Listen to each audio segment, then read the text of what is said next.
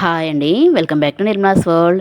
ఇది నిన్న video continuation అండి. నిన్న మా పెద్ద అబ్బాయి పుట్టినరోజు కదా! సో, ఆ రోజైతే నిన్నైతే ఉదయాన్నే ఫస్ట్ అయితే వినాయకుడి గుడికైతే వెళ్ళేసి వచ్చాము. ఎందుకంటే మా పెద్ద అబ్బాయికి వినాయకుడు అంటే ఇష్టం అనమాట.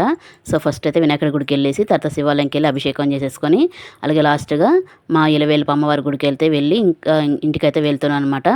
ఇంక ఈరోజు స్పెషల్స్ అయితే మా అబ్బాయికి ఇష్టమైనవన్నీ చేశాను. ఈరోజు మండే గదా! నిన్న మండే గదా! సో, అందుకని నాన్ వెజ్ ఏం తినము. సో, అందువల్ల ఓన్లీ వెజిటేరియన్ అనమాట. రైస్ గూడా, అన్నం గూడా ఒక పూటే తింటాము. అందుకనైతే ఇంకా అబ్బాయికి ఏమి ఇష్టం అని అడిగితే దొండకాయ తాలింపు, వంకాయ తాలింపు అన్నాడు. సో, 2 తాలింపులే చేశాననమాట. వాడు పులుసులు, పచ్చళ్ళ కంటే తాలింపులు ఎక్కువ ఇష్టం తింటాడు.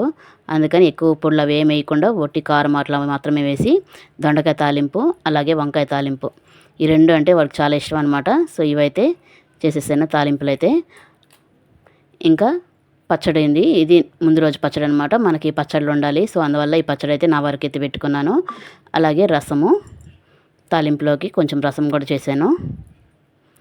అలాగే వైట్ రైస్ చూసారు కదా, వైట్ రైస్. ఇంకా పుట్టినరోజు స్వీట్ లేకపోతే బాగుండదు కదా, స్వీట్గా అయితే సేమియా పాయసం అయితే చేశానండి. నెయ్యి ఎక్కువ వేసి టేస్ట్ అయితే చాలా బాగుందనమాట. సేమియా పాయసం అయితే చేశాను. చూసారు కదా ఎంత బాగుందో. ఇదండి ఈరోజు వీడియో. ఈ వీడియో నచ్చితే చిన్న లైక్ చేయండి. కొత్త వాళ్ళు ఎవరైనా నా ఛానల్ చూస్తుంటే సబ్స్క్రైబ్ చేసుకోండి. నేను మా అబ్బాయి విష్ చేసిన అందరికీ చాలా థ్యాంక్స్ అండి. బాయ్.